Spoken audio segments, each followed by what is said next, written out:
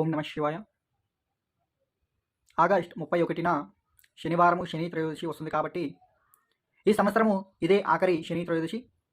రాబోయే 2025న జనవరి 11న మళ్ళీ శని త్రయోదశి వస్తుంది.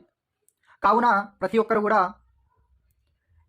శని ప్రభావము ప్రతి ఒక్క రాశికి కూడా ఉంటుంది కాబట్టి ఎంతో కొంత వృషభ రాశి, కర్కటక రాశి, కుంభ, మీన రాశి వారికి చాలా ప్రభావం ఉంది.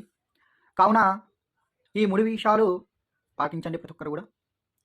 ఏంటి అనగా శనీశ్వరునికి తైలాభిషేకము మరియు శనీశ్వరుని మంత్రమును 108 సార్లు జపించి హనుమాన్ చాలీసా ఒకసారి చదవండి.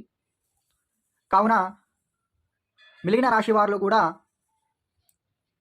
పూజ చేసుకోండి, చాలా బాగుంటుంది. ఎందుకంటే రాబోయే 2025న వాళ్ళు కూడా ఎంతో కొంత ప్రభావం ఉంటుంది కాబట్టి ముందుగానే పరిష్కారం చేసుకుంటే చాలా వరకు ఉపశమనము కలుగుతుంది. ఓం నమ శివాయ.